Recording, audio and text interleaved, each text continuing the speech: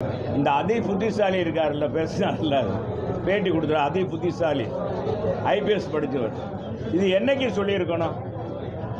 எங்க வாக்காளர் சாபிதா தேர்தல் ஆணையம் கொடுத்து எங்களுக்கெல்லாம் 3-4 முறை கொடுத்துட்டாங்க.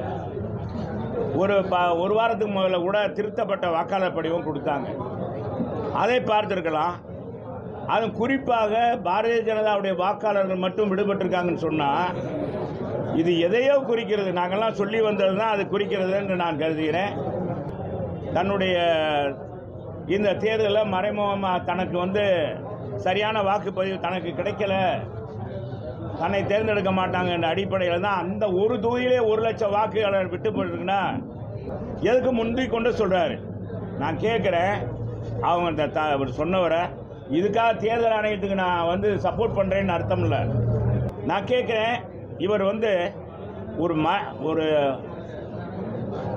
ஒரு ஃபோன்லவே பேசினதை மறைமுகமாக அது யாருக்கும் தெரியாமல் பேசினதை டேப் பண்ணி வெளியிடக்கூடிய திறமை படைத்தவர். 2வது, தமிழ்நாட்டில் நிறைய ஊழல்கள் நடந்திருக்கு என்னன்றது எல்லாமே வெளிக்கொண்டு யாருக்கும் தெரியாதெல்லாம் நான் சொல்லி கொண்டிருக்கேன் அப்படின்னு சொல்கிறவர். இந்த வாக்காளர் படிவத்தில் மட்டும் பாரதிய ஜனதா வாக்காளர்கள் விட்டு போயிருக்காங்க, இந்த ஒரு தொகுதியில் இதான் விட்டு போயிருக்காங்கன்னா மற்ற தொகுதியிலாம் என்ன ஆச்சு சொன்னதை நம்ம ஏற்றுக்கொள்ளலாம். இது எதுக்காக சொல்லியிருக்காருன்னு தான் நான் நினைக்கிறேன். இது வேற, இவர் கேரளாவுக்கு போகிறாரு, கர்நாடகத்துக்கு வேற போகிறாரு. அவரை போய் ஓட்டி அவரவே பெரிய ஆள் ஆக்கிட்டே இருக்கீங்க. நீங்கள் எங்கிட்ட அவரை பற்றி கேட்டு மற்றதை பேசுங்கப்பா. இபிஎஸ் அவர்கள் என்ன சொன்னாங்கன்னா, இந்த மாதிரி அதிமுக தொண்டர்களே எதிர்கட்சிக்கு வேலை போகிறாங்க, அது ரொம்ப வருத்தம். அதெல்லாம் இல்லை, அந்த மாதிரி சொல்லியிருக்க மாட்டேன். எங்கள் பொதுச் செயலாளர் சொல்ல மாட்டார். அந்த மாதிரி எங்கள் பொதுச் செயலாளர் நிச்சயமாக, அது ஃபேக்ட் நியூஸு, அது நிச்சயமாக எங்கள் பொதுச் செயலாளர் அதிமுக தொண்டர்களை எங்கள் அண்ணனுக்கு தெரியும், எங்கள் பொதுச் செயலாளருக்கு தெரியும். அனைத்து இந்திய அண்ணா திராவிட முன்னேற்ற கழகத்துடைய பொதுச் செயலாளர், முன்னாள் முதலமைச்சர், மாண்புமிகு எதிர்க்கட்சி தலைவர், வருங்கால தமிழகத்துடைய முதலமைச்சருமான புரட்சி தமிழர் எடப்பாடியாருடைய ஆணைக்கிணங்க மதுரை மாநகர் மாவட்ட கழகத்தின் சார்பாக இன்றைக்கி மாவட்ட அலுவலகத்தில் இன்றைக்கி நீர்மோர் பந்தல் தொடங்கியிருக்கிறோம். இந்த கோடை வெயிலை தணிக்கின்ற வகையில் இந்த பகுதியில் வருகிற மக்களுக்கு, குறிப்பாக பெரிய ஆஸ்பத்திரி, இங்கே தான் பெரிய ஆஸ்பத்திரி இருக்குது, அரசு மருத்துவமனை. இந்த மருத்துவமனை மற்றும் இந்த பகுதியில் போக்குவரத்து போய்கொண்டிருக்கிற மாவட்ட ஆட்சியாளர் உலகத்தை நோக்கி போய்கொண்டிருப்பவர்களுக்கெல்லாம் தாகத்தை தணிக்கின்ற வகையில் இன்றைக்கி எங்களுடைய மாவட்ட அலுவலகத்தில் எங்களுடைய மாவட்ட நிர்வாகிகள், நம்முடைய பாராளுமன்றத்துடைய வெற்றி நாயகன் டாக்டர் மக்களின் மருத்துவர் டாக்டர் சரவணன் மற்றும் மகளிர் அணி நிர்வாகிகள் அனைவரும் கலந்து கொண்டிருக்காங்க. இது அனைத்து இந்திய அண்ணா திராவிட முன்னேற்ற கழகம் நிறுவன தலைவர் புரட்சி தலைவர் காலம் தொட்டு இந்த கழகம் 1972 தொடங்கியது. தொடங்கப்பட்ட காலம் தொட்டு தொடர்ந்து 52 ஆண்டு காலமாக மக்களுக்கு எந்த ஒரு எதிர்பார்ப்பும் இல்லாமல் இந்த மாதிரி ஏழை எளிய மக்கள் தான் நடந்து வருவாங்க. பணக்காரெல்லாம் காரில் போயிடுவாங்க, யாரும் நடந்து வர மாட்டாங்க. எனவே அந்த மாதிரி ஏழை மக்களுக்கு தாகத்தை தணிக்கின்ற வகையில் புரட்சித் தலைவர் காலத்திலும் புரட்சித் தலைவர் அம்மாவுடைய காலத்திலும் தொடர்ந்து 52 ஆண்டுகளாக அண்ணா திராவிட முன்னேற்ற கழகம் இந்த நற்பணியை, மக்களுக்கான பணியை, மக்கள் சேவையை மகேசன் சேவை என்ற அடிப்படையில் நிறைவேற்றி வருகிறோம். இந்த ஆண்டும் எங்களுடைய கழக பொதுச் செயலாளருடைய ஆணைக்கிணங்க தமிழ்நாடு முழுவதும் தொடங்கப்படுகிறது. மதுரை மாநகரில் இன்றைக்கி தொடங்கியிருக்கோம். இதுக்கடுத்து எங்களுடைய மேற்கு 6ஆம் பகுதி கழகத்தில் அது இருக்கிற 3 வார்டுகளிலும் இன்றைக்கு நான் இங்கே இருக்கிற நிர்வாகிகளோடு சேர்ந்து அங்கே போய் தொடங்கி வைக்க இருக்கணும். இதுக்கடுத்து நாளைய தினம் பழங்காநத்தத்தில் நம்ம மேற்கு 3ஆம் பகுதி கழகத்தின் சார்பாக அங்கே ஏற்பாடு செய்யப்பட்டு அங்கே அருமை தம்பி பழங்கானத்த ராஜாராம் அவர்கள் ஏற்பாடு செஞ்சுருக்காங்க. மற்றும் பகுதி செயலாளர் கவுன்சிலருமான பி.கே. கருப்பசாமி அவர்கள் இன்னைக்கு ஏற்பாடு செஞ்சீங்க. இப்படி தொடர்ந்து மதுரை மாநகரில் பல்வேறு பகுதிகளில் திறக்க இருக்கிறோம். நடந்து முடிஞ்ச தேர்தலில் பல இடங்களில் வாக்காளர்கள் வந்து அதிகமாக விடுபட்டு போயிட்டாங்கன்னு ஒரு குற்றச்சாட்டு வந்து எல்லாரும் வச்சாங்க. அதிமுக உண்மையிலே அது விடுபட்டிருக்கு. பொதுவாக தேர்தல் ஆணையத்தினுடைய ஒரு இது என்ன மெத்தன போக்குன்னு சொல்வதா இல்லை என்னன்னு தெரியல. மதுரை மாவட்டத்தில் தான் அந்த மாதிரின்னா எல்லா மாவட்டங்களிலும் இது இருக்குது. குறிப்பாக இது கடந்த காலங்கள்லாம் பார்த்தீங்கன்னா ஒவ்வொரு அரசியல் இயக்கங்களும் தங்களுடைய அந்த பூத்து சிலிப்புகள் வாக்கு சீட்டுடைய அடையாள எண்ணை அந்த வாக்காளர்களுக்கு கொடுப்பது வழக்கமானது. இது தேர்தல் ஆணையம் தடை செய்தது. யாரும் கொடுக்கக்கூடாதுன்னு சொல்லிவிட்டார்கள். எனவே கொடுக்காத அடிப்படையில் அரசு அலுவலர்களை கொண்டு இங்கே இருக்கிற அந்த பணியாளர்கள், அதாவது அடிமட்ட பணியாளர்களை கொண்டு இந்த பணியை நிறைவேற்றி வருகிறார்கள். இப்போ என்னன்னா, முன்னாலேயெல்லாம் அவங்க வந்து அரசு ஊழியராக இருப்பாங்க. இந்த அரசாங்கம் வந்து என்ன செஞ்சுன்னா, தமிழ்நாடு அரசு, திராவிட முன்னேற்ற கழகத்துடைய அரசு, மாண்பு முதலமைச்சர் மு.க. ஸ்டாலினுடைய ஆட்சியில் ஒப்பந்த பணியாளர்கள் தான் அதிகமாக போடப்பட்டிருந்தனால அவங்க வந்து யாரும் இதில் கவனம் செலுத்தலை. இதை கொடுத்துருக்காங்கன்னா நான் 50%, 52, 55, 60% தான் வாக்காளர்களுக்கு அந்த அடையாள முகவரி போயிருக்கு. வருகிறவர்களுக்கு எந்த இடத்துல பாகத்தில் வாக்காளர் அடையாள எண் எங்கே இருக்குது என்று கண்டுபிடிக்க முடியவில்லை. எனவே இதையெல்லாம் பார்க்கின்ற பொழுது தேர்தல் ஆணையம் மறுபரிசீலனை செய்யணும். மறுபடியும் இந்த பூத்து சிலிப்பானது அரசியல் இயக்கங்கள் கொடுக்கலாம் என்ற ஒரு முறையை கொண்டு வர வேண்டும். அப்படி கொடுத்தா தாராளமாக எல்லாருக்குமே கிடைத்துவிடும். வாங்கியிருக்கவங்க அப்படியே வந்துடுவாங்க. எனவே அப்படி ஒரு நிலையை உருவாக்க வேண்டும் என்றது இந்த தேர்தல் நிரூபித்திருக்கிறது என்பதுதான் நிதர்சனமான உண்மை. நீங்க எப்படி சொன்னாலும் பாஜக என்ன சொல்றாங்கன்னா, எங்க கட்சிக்காரங்களுடைய அந்த வாக்காளர்களை திட்டமிட்டு தூக்கியிருக்காங்க அப்படின்னு ஒரு இதை சொல்றாங்க. இதை எப்படி பாக்குறீங்க? இந்த அதி புத்திசாலி இருக்காருல்ல, பேசினார்ல, பேட்டி கொடுத்துரு, அதி புத்திசாலி, ஐபிஎஸ் படித்தவர், இது என்னைக்கு சொல்லியிருக்கணும்? எங்க வாக்காளர் சாபிதா தேர்தல் ஆணையம் கொடுத்து எங்களுக்கெல்லாம் 3-4 முறை கொடுத்துட்டாங்க.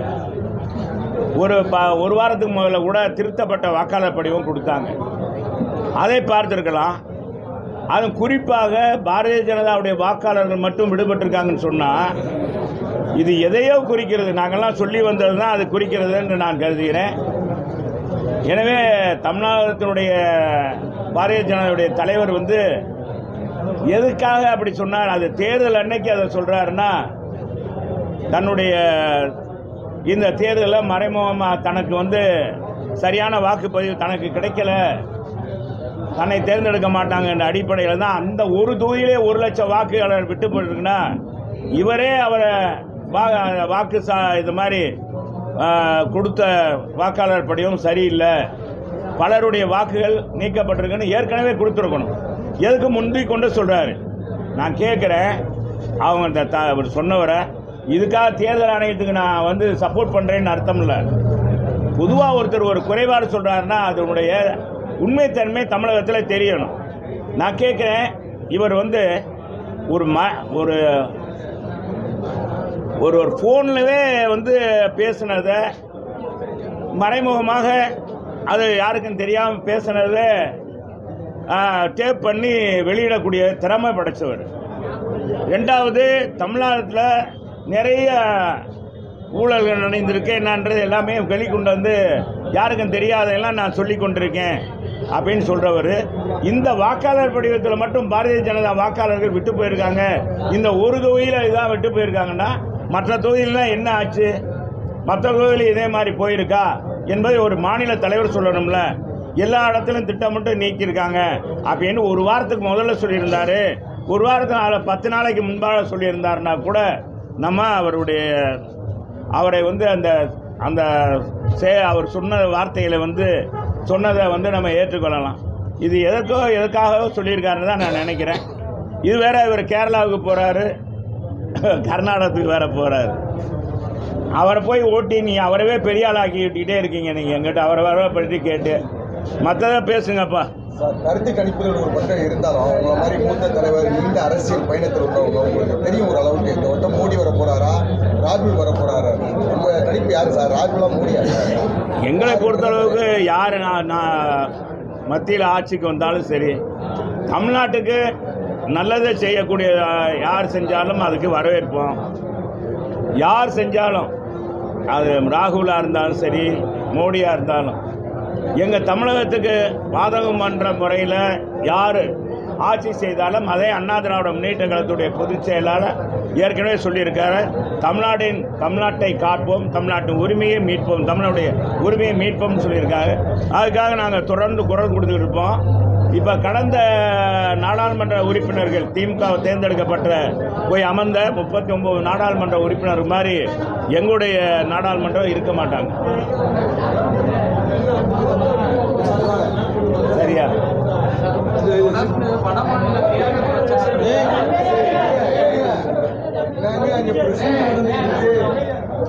வடமாநில தேர்தல் பிரச்சாரங்கள்ல சிறுபான்மையினரை தாக்கி மோடி பேசுறதா காங்கிரஸ் சொல்றாங்க.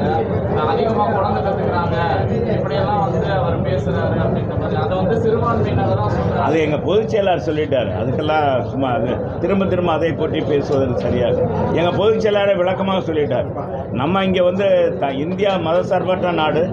ஒரு மதத்தை குறிவைத்து பேசுவது என்பது அது ஒரு பெரிய பதவியில் இருக்கிற மோடிஜி போன்ற பாரத பிரதமர் அவர்கள் அந்த பதவியில் இன்னைக்கு நீடிக்கிறாரு. அவர் சொல்லக்கூடாதுன்னு எங்கள் பொதுச் செயலாளர் சொல்லியிருக்காரு. அதே தான். அதுக்கு போய் நாங்கள் எங்கிட்ட என்ன பதில்? அதுக்கு மாதிரி மாற்று பதில் இல்லை. பொதுவாக தமிழ்நாடு தளத்தை பொறுத்தளவுக்கு எல்லாரையும் தூக்கி கொண்டாடுறாங்க மக்கள். நல்லவன் வாழ்வார் படத்தில் மாதிரி எம்ஆர் சொல்வார், என்னடா அங்கேயும் தூக்கி ஆடுறான் அங்கேயும் தூக்கி ஆடுறான் மக்கள் அப்படின்னு சொல்லுவாங்கல்ல. அது மாதிரி மக்களுடைய மனநிலை மக்கள் தீர்ப்பே மகேசன் தீர்ப்பு. நாங்கள் எங்கள் மக்கள் பணியே எங்களுடைய கடமை. மக்களுக்காக சேவையாற்றுவதுதான் எங்களுடைய எண்ணம். எங்கள் புரட்சித் தலைவர் அம்மா வழியில் இன்னைக்கு புரட்சி தமிழர் எடப்பாடியார் அதைத்தான் செய்து கொண்டிருக்கிறார். பாருங்கள், எந்த கட்சியுமே சொல்லலை நீர்மோர் பந்தல் அமைங்கன்னு. ஏதாச்சும் ஒரு பொதுச் செயலாளர் யாராச்சும் ஒரு தலைவர் அறிவிக்க கொடுத்துருக்காங்க தமிழ்நாட்டில்? எங்கள் பொதுச் செயலாளர் அறிவிக்க கொடுக்குறாருன்னா உடனடியாக தங்களுடைய தொண்டர்கள் நிறைவேற்றுவாங்க அப்படின்ற அடிப்படையில் தான் எங்கள் பொதுச் செயலாளர் அறிக்கை கொடுக்குறார். எந்த கட்சிக்கும் அந்த தேர்தல் கருத்தில் கொண்டு தான் மற்ற கட்சிகள், அரசியல் கட்சிகள் இயங்குகிற உரிய பொது நோக்கத்தோடு எந்த அரசியல் இயக்கங்களும் இயங்கலை. தமிழகத்தில் எந்த கட்சியாக இருந்தாலும் அனைத்து கட்சியும் நான் சொல்கிறேன், அண்ணா திராவிட முன்னேற்ற கழகம் தான் மக்கள் சேவை மகேசன் சேவை என்ற அடிப்படையில் இன்றைக்கு புரட்சித் தலைவர் காலம் தொட்டு புரட்சித் தலைவர் அம்மா காலம் தொட்டு இன்றைக்கு புரட்சி தமிழர் எடப்பாடியார் காலம் தொட்டு சேவையாற்றி கொண்டு இருக்கிறது என்பதற்கு ஒரு எடுத்துக்காட்டு எங்கள் பொதுச் செயலாளருடைய அறிக்கை. நாங்கள் திறந்து கொண்டிருக்கும் தமிழ்நாடு முழுவதும் இது மாதிரி எல்லா மாவட்டங்களிலும் இந்த நீர்மோர் பந்தல் திறக்கப்படுகிறது. இது தொடர்ந்து நடத்தணும்னு எங்கள் பொதுச் செயலாளர் சொல்லியிருக்கார். ஒரு நாள் 2 நாள் நடத்திட்டு அப்படியே மூட்டை கட்டக்கூடாது, தொடர்ந்து நடத்தணும்னு இருக்காங்க. தொடர்ந்து நாங்கள் நடத்துவோம். திருவிழாக்குள்ள பட்டாக்கத்தி ஊற்றிக்கிட்டு திருப்பி குத்த வராங்க, கஞ்சா குடித்து பெருசாக அடிக்க வராங்க, மதுரை மாநகரே சீர்குலைஞ்சு இருக்கு. உண்மையிலேங்க வருத்தப்படத்தவங்க. இந்த நாட்டில் இந்த இந்திய நாட்டுடைய எல்லையை காப்பாற்றுறது எவ்வளோ பெரிய கடமையும் பொறுப்பும் ஒரு அரசுக்கு, மத்திய அரசுக்கு இருக்கு.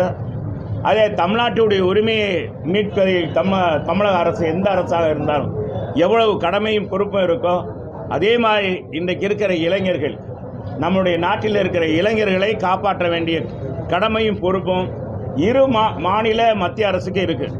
இன்னைக்கு மத்திய அரசுடைய இந்த கையாளாத்தனம் கூட அதே மாதிரி மாநில அரசுடைய இந்த போதை நடமாட்டம் என்பது இந்தியாவில் அது மிகப்பெரிய அளவுக்கு வளர்ந்துருக்கு. தமிழகத்தில் மிகப்பெரிய அளவுக்கு போதை இன்னைக்கு தலைக்கேறி விட்டது. நான் கூட கண்கூடாக பார்த்தேன். நம்ம சித்திரை திருவிழாவில் ஆற்றுல அழகுற பிறகு போனால் அந்த கூட்டத்தில் போகும் பார்த்தா பெரும் இளைஞர்கள், அடுத்த தலைமுறை, இந்த நாட்டை வழிநடத்த போகிற சக்கரவர்த்திகள், இந்த நாட்டை வல்லரசாக உருவாக்க போகிற அந்த இளம் பிஞ்சுகள் எல்லாம் எதுக்கோ அடிமையாகி அவர்கள் தன்னையே மறந்து அவர்கள் கோச்சம் போட்டு போவதை பார்க்கின்ற போது மனவேதனையாக ஒரு தகப்பனாக நான் இந்த நேரத்தில் ரொம்ப வருத்தப்பட்டேன். எனவே இரு அரசுகளும் இன்னைக்கு அரபு நாடுகளில் இப்படி பெரிய கொடுமையான தண்டனையெல்லாம் இந்த மாதிரி கஞ்சா போதை போன்ற வஸ்துகளை கடத்தினால் அவருக்கு எப்படிப்பட்ட பொது இடங்களில் தண்டனை கொடுக்குறாங்களோ அது போன்ற தண்டனை இந்தியாவிலும் கொண்டு வரணும். இந்த மாதிரி போதைப் பொருளை கடத்துறவங்க, இளைஞர்களை கெடுக்கக்கூடிய இன்னைக்கு புதுவிதமான போதைகளை கடத்த கொண்டு வர நடமாட விடுறவர்களை இரும்பு கரம் கொண்டு அடக்கினால் மட்டும் போதாது, குண்டாஸ் போட்டால் மட்டும் போதாது, அவர்களை எந்த வழியில் அதை தடுக்க முடியும் அந்த வகையில் மாநில அரசும் மத்திய அரசும் நிச்சயமாக தடை விதிக்க வேண்டும். அதற்கான புதிய சட்டங்களை இயற்ற வேண்டும். நம்முடைய ஜனாதிபதி அவர்களும் சுப்ரீம் கோர்ட்டுடைய நீதிபதி அவர்களும் மற்ற நீதிபதிகளும் இதற்கு ஒத்துழைப்பு இருக்கணும் என்று நான் கேட்டுக்கிறேன். ஏன்னா நம்ம தலைமுறை அடுத்த தலைமுறையை நாம் பார்ப்பது மிக மிக அபூர்வமாகிவிடும் என்பது நான் பார்க்கின்ற போது உண்மையிலே இரத்த கண்ணீர் வடித்தேன்.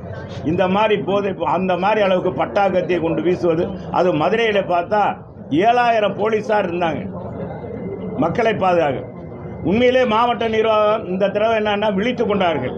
போன தடவை மாதிரி தண்ணீரை ஆற்றுல அதிகமாக திறந்து விட்டு அதில் 7 பேர் இறந்து போனாங்க. இந்த தடவை அது இல்லாமல் குறைந்த அளவு தண்ணீரை விட்டு இன்னைக்கு அந்த அளவுக்கு இல்லாமல் மாவட்ட நிர்வாகம் கடமையை செய்தது. இருந்தாலும் கூட இன்னைக்கு பார்த்தீங்கன்னா எங்கு பார்த்தாலும் இந்த இளைஞருடைய பட்டாக்கத்தியை வீசி ஒருத்தரை தாக்குவது, அது ஒருவர் கொலை செய்யப்பட்டிருக்க. இதையெல்லாம் பார்க்கின்ற போது மன வேதனையாக இருக்குது. 20 வயசு 22 வயசு அவர்களுக்கெல்லாம் என்ன செய்கிறோம்ன்றே தெரியாத நிலைமை இருக்குது. இது ஒவ்வொரு குடும்பங்களும் ஒவ்வொரு தாய் தந்தையரும் இதை கவனிக்க வேணும். நம்ம பிள்ளைகளை முறையாக அவர் எங்கே போகிறாங்க என்ன என்றது ஒவ்வொரு தாய்மாரும் பெற்றோரும் நிச்சயமாக பேணி காக்க வேண்டும். அவர் மீது கண்ணும் கருத்துமாக இருக்க வேண்டும் என்று நான் அன்போடு கேட்டுக்கொள்கிறேன். சார், இபிஎஸ் அவர்கள் என்ன சொன்னாங்கன்னா, இந்த மாதிரி அதிமுக தொண்டர்களே எதிர்கட்சிக்கு வேலை போகிறாங்க, அது ரொம்ப வருத்தம். அதெல்லாம் இல்லை, அந்த மாதிரி சொல்லியிருக்க மாட்டேன். எங்கள் பொதுச் செயலாளர் சொல்ல மாட்டார். அந்த மாதிரி எங்கள் பொதுச் செயலாளர் நிச்சயமாக அது ஃபேக்ட் நியூஸு. அது நிச்சயமாக எங்கள் பொதுச் செயலாளர் அதிமுக தொண்டர்களை எங்கள் அண்ணனுக்கு தெரியும், எங்கள் பொதுச் செயலாளருக்கு தெரியும், எப்படி பணியாற்றுவாங்க என்பது தெரியும். அது ஃபேக்ட் நியூஸு. தெரியாமல் நீங்கள் கேட்குறீங்க தம்பி. 3 மாதத்துலேயே அதனால் எல்லா பேருமே ஒத்துழைப்பு. இந்த போதை நடமாட்டமே தமிழ்நாட்டில் இல்லை. அதே மாதிரி நம்ம கனிமொழி சகோதரி கனிமொழி சொன்னது மாதிரி ஒரு சொட்டு மது கூட எங்கள் அண்ணன் ஆட்சிக்கு வந்தால் இருக்காதுன்னு சொன்னாங்க. அதை இனியாவது வர்ற தேர்தலுக்குள்ளேயாவது நிறைவேற்றுவாங்கன்னு நினைக்கிறேன். சகோதரி சொன்னது சரி.